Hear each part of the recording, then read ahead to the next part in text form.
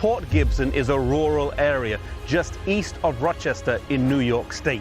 It's a quiet area with many farms that dot the landscape. In the 1840s, there was a farm owned by Hiram Edson that housed some very important meetings and saw some key developments take place.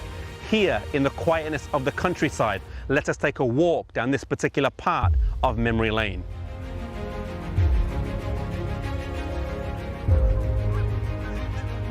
After the 22nd of October, 1844, the Advent believers were terribly disappointed as their hopes and dreams had been shattered and destroyed.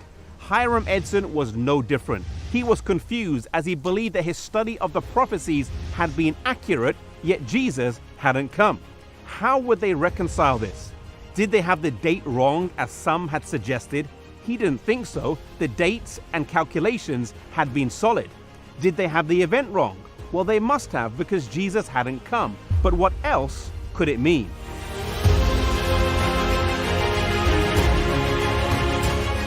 Hiram Edson was walking through a cornfield one day soon after when he realized they had gotten something major wrong. They had been so focused on the parable of the 10 virgins in Matthew 25 as it seemed to match the events of 1844 that they had missed Christ's other wedding parable in Luke chapter 12. In Luke, it says that we must wait while we wait for the Lord to return from the wedding. He also realized that in Daniel 7, it says that the Son of Man would come to the Ancient of Days rather than to the earth.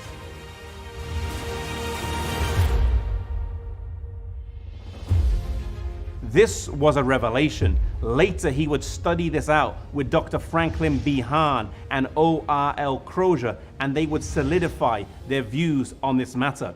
They saw that Jesus was not scheduled to come to the earth at the end of the 2300-day prophecy of Daniel 8:14, but rather he transitioned from the holy place to the most holy place in the sanctuary in heaven, beginning the work of the investigative judgment.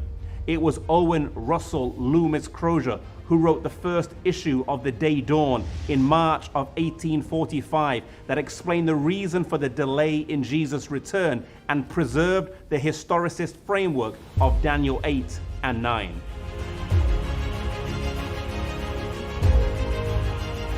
Hiram Edson's barn is also the place that Captain Joseph Bates shared the truth of the Sabbath in late 1846. As he was reading his tract, Edson jumped up and said, "Brother Bates, this is light and truth.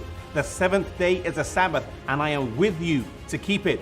Crozier and Hahn also accepted the Sabbath, and thus this linked those in Western New York who were presenting the sanctuary with those in New England who were teaching the Sabbath. For this reason, this farm has been seen as the theological birthplace of the Seventh-day Adventist Church, for it's where the two pillars of the Sabbath and the sanctuary came together. The blending of these two teachings would form the uniqueness of this new movement. The Sabbath was not just seen as a reminder of creation or as part of the Ten Commandments, but rather in the light of the sanctuary and its eschatological or end-time context. In time, Hiram Edson and the other Advent believers would see that their experience in October 1844 was part of Bible prophecy, and that their very disappointment itself was further proof that God was leading them. In Revelation 10, it points out that their experience would first be sweet in the mouth, and then it would be bitter in the belly. And oh, how bitter it had been. The last verse in Revelation 10 admonished them, and it echoes to us today: "Thou must prophesy again." May we take the admonition of the preaching of the unique message of God to heart and go wherever He calls.